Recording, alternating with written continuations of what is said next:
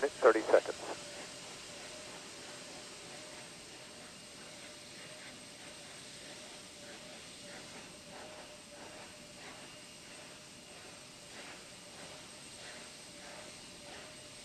Sound suppression water system now being armed for release. Confirmation we have 3 main engines ready for ignition.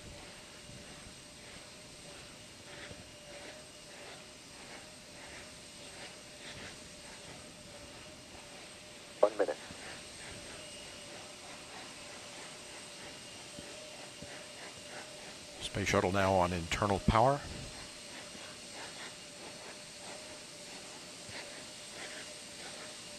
Liquid oxygen and liquid hydrogen fill and drain valves are closed. Solid rocket booster flight data recorders are activated. And the handoff to Atlantis' onboard computers. Atlantis now in control of the countdown. 20. Firing chain is armed. Sound suppression water system activated. T-minus 10, 9, 8, 7, 6, 5, 3, 2, 1, 0. And liftoff of Space Shuttle Atlantis on a mission to build, resupply, and to do research on the International Space Station. Houston now controlling. Atlantis begins its penultimate journey to shore up the International Space Station. Atlantis now in the proper alignment for its 8.5-minute ride to orbit. 4.5 million pounds of hardware and humans taking aim on the International Outpost. 30 seconds into the flight. Atlantis almost 2 miles in altitude, almost 6 miles downrange from the Kennedy Space Center already, traveling 500 miles an hour. The 3 liquid fuel main engines now throttling back to 72% of rated performance, going into the bucket, reducing the stress on the shuttle as it breaks through the sound barrier. 55 seconds into the flight, all systems operating normally, 900 miles an hour. The speed of Atlantis right now, 6 miles in altitude, 9 miles downrange. Atlantis, go with throttle up. Copy, go with throttle up. The throttle up call acknowledged by Commander Charlie Hobaugh, joined on the flight deck by pilot Butch Wilmore, flight engineer Randy Bresnik, and Leland Melvin. Seated down on the middeck are Mike Foreman and Bobby Satcher, kicking off their work week with a Monday commute to orbit. 1 minute, 30 seconds into the flight. Atlantis 13 miles in altitude, 15 miles downrange, traveling almost 2,000 miles an hour.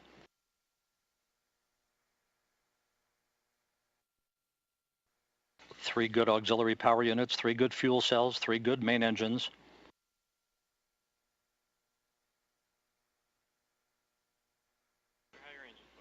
One minute, 50 seconds into the flight. 10 seconds away from solid rocket booster separation.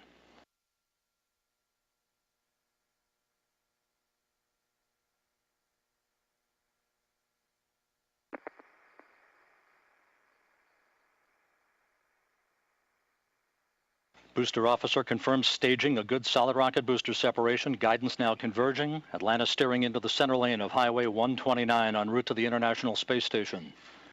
2 minutes, 20 seconds into the flight, 34 miles in altitude, 48 miles downrange. Atlantis traveling 3,200 miles an hour.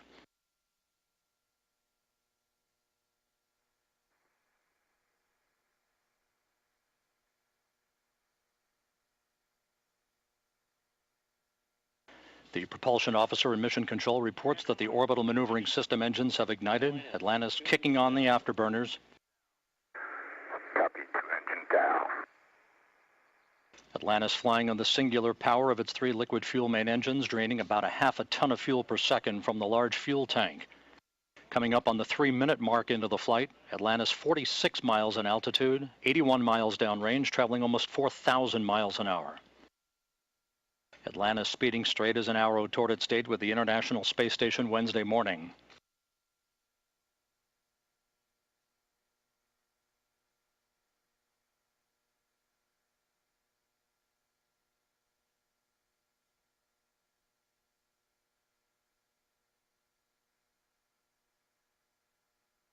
3.5 minutes into the flight, all of Atlantis' systems functioning by the book. 55 miles in altitude, 120 miles downrange, traveling almost 5,000 miles an hour.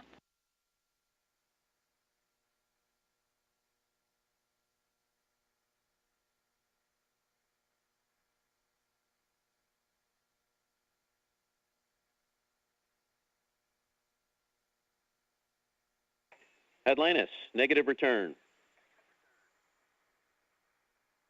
Atlantis copies, negative return. Atlantis now too far downrange, too high in altitude to return to the launch site in the event of an engine failure. All three engines performing perfectly.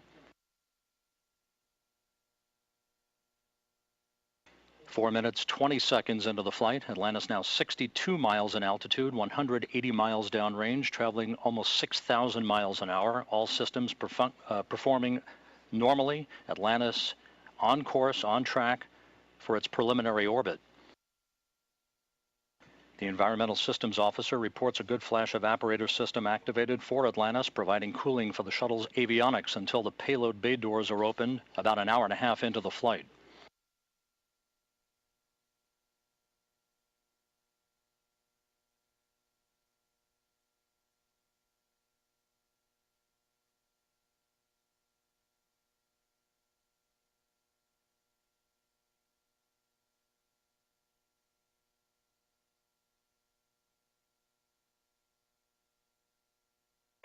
Atlantis, press to ATO. Copy, press to ATO. That call up from Capcom Chris Ferguson indicating that Atlantis can now make minimal orbital altitude targets in the event of an engine failure. However, all three engines continue to perform normally, as do the auxiliary power units and the three power-producing fuel cells.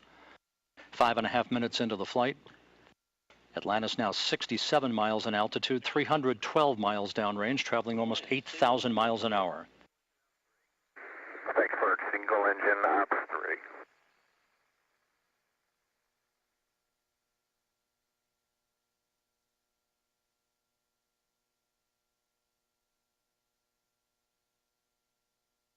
Atlantis now beginning to roll to a heads-up position, the main engine swiveling, enabling the shuttle to move to a heads-up position above its fuel tank, gaining more favorable communications through the tracking and data relay satellite system as it heads uphill.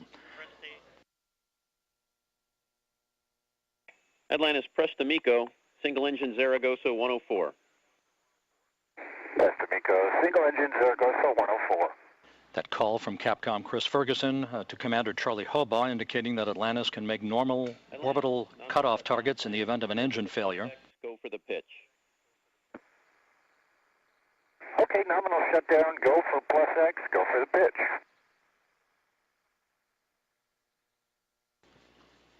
Now 6 minutes, 45 seconds into the flight. Atlantis 66 miles in altitude, almost 500 miles downrange from the Kennedy Space Center, traveling almost 11,000 miles an hour. 90 seconds left in powered flight. Atlantis, single engine press 104. Single engine press 104.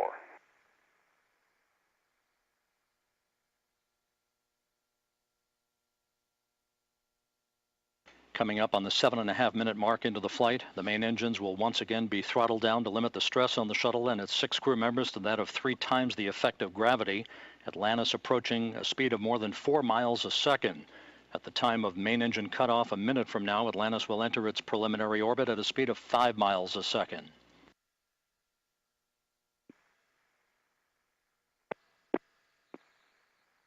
Seven minutes, 40 seconds into the flight. Atlantis providing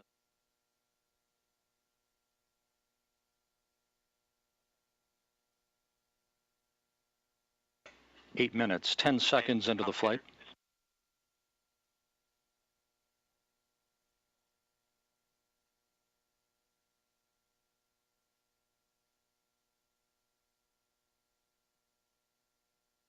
Standing by for main engine cutoff.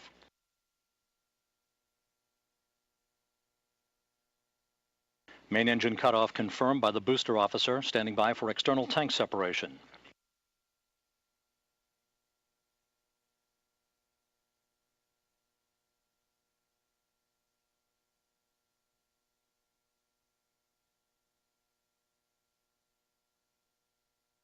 And the bird's eye view from the external tank camera of external tank separation. Atlantis now in its preliminary orbit. Commander Charlie Hobaugh will now maneuver Atlantis so that cameras embedded in the shuttle's umbilical well can perform photography of the discarded external fuel tank. And Mike Foreman and Leland Melvin are about to use digital still and video cameras to capture handheld imagery of the tank for downlink a few hours from now.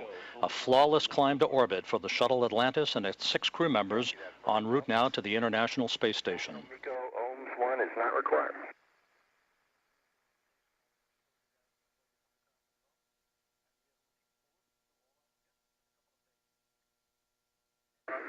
Fergie, we'll meet you in the post ohms 1. And we'll see you there, Scorch.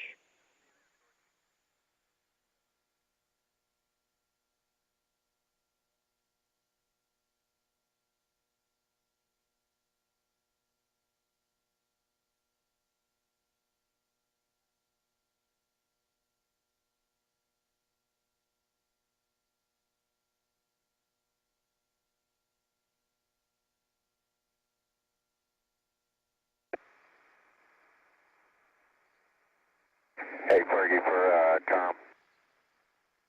Go ahead.